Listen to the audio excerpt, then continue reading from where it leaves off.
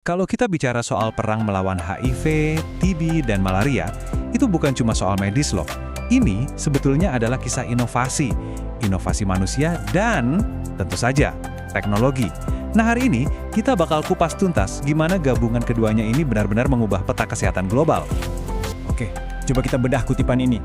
Ini kayak tamparan keras ya, maksudnya walau kita udah maju banget, penyakit-penyakit ini tuh masih jadi ancaman. Dan mereka terus berevolusi. Ini bukan lagi masalah mereka di sana, tapi ini masalah kita bersama, masalah global. Biar kebayang segede apa masalahnya, lihat angka ini, 3 juta. Bayangkan, 3 juta orang meninggal, gabungan dari HIV/AIDS, TBC, dan malaria cuma dalam 1 tahun. 1 tahun. Ini bukan cuma statistik, ini 3 juta nyawa. Jadi ya, ini sangat-sangat mendesak. Oke, jadi ini agenda kita. Kita mulai dari tantangannya, terus lihat gimana strateginya berubah total, fokus kedua pilar utama, manusia dan teknologi, dan terakhir kita bahas apa artinya ini semua buat masa depan kita. Oke, kita masuk ke bagian pertama. Kenapa sih perang melawan penyakit-penyakit ini susah banget?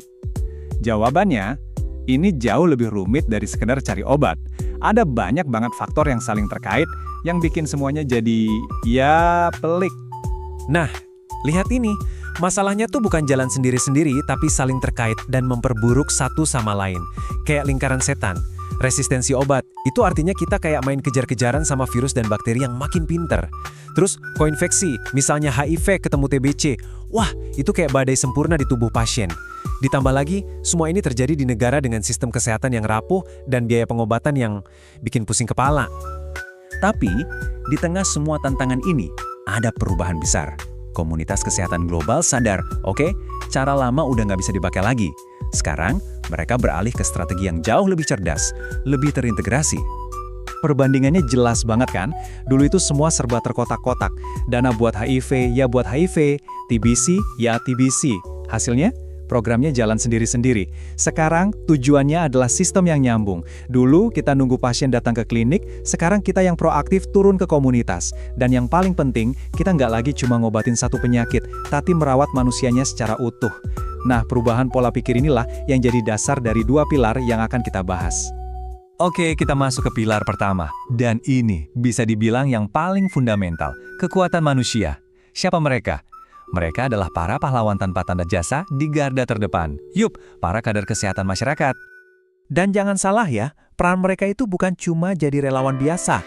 Mereka ini penghubung krusial antara sistem kesehatan dan masyarakat. Merekalah yang melakukan KIE, komunikasi, informasi, dan edukasi langsung ke warga soal HIV atau AIDS. Mereka kerjasama sama media lokal buat ngelawan stigma.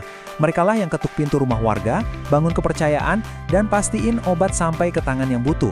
Benar-benar ujung tombak. Dan ini bukan cuma omong kosong loh. Lihat data dari Malawi ini.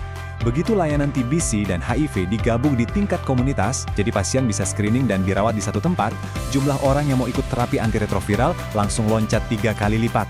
3 kali! Ini bukti nyata kalau pendekatan yang fokus ke manusia itu berhasil. Nah, kekuatan manusia ini jadi makin luar biasa kalau didukung sama alat yang pas. Dan disinilah pilar kedua masuk, teknologi digital. Yuk kita lihat gimana teknologi bisa jadi semacam kekuatan super buat para kader di lapangan. Penting buat dipahami. Ini bukan sekedar bikin aplikasi satu-satu. Ini tentang membangun semacam sistem saraf digital buat kesehatan. Sebuah platform yang menyatukan semua titik, dari desa sampai ke tingkat nasional, biar data bisa mengalir lancar. Hasilnya, keputusan jadi lebih cepat dan lebih akurat. Coba bayangin bedanya. Dulu, seorang kader di desa terpencil harus catat data di kertas. Kertas itu harus diangkut, makan waktu berhari-hari, bahkan berminggu-minggu. Sampai di pusat datanya harus diinput ulang. Banyak salah, banyak telat, wabah keburu nyebar. Sekarang, dengan ponsel atau tablet, data masuk saat itu juga. Klik, langsung terkirim. Wabah bisa ketahuan dalam hitungan jam. Nah, dari sinilah inovasi keren muncul. Misalnya, teknologi GPS dipakai buat memetakan titik-titik rawan malaria, atau mikroskopi digital buat diagnosis TBC di daerah terpencil, di mana hasilnya bisa langsung dikirim ke ahli di kota. Benar-benar mengubah permainan kan? Oke, jadi kita udah lihat pilar manusianya dan pilar teknologinya. Sekarang, gimana kalau keduanya kita gabungkan? Nah, disitulah keajaibannya terjadi. Yuk kita lihat kenapa kombinasi ini begitu dahsyat. Inilah wajah baru kesehatan global. seorang kader kesehatan dengan sentuhan manusianya yang hangat, tapi sekarang dilengkapi dengan perangkat digital di tangannya. Kombinasi sempurna antara empati dan efisiensi. Dengan model ini, kita bisa menjangkau lebih banyak orang dengan kualitas layanan yang lebih baik dan lebih hemat biaya.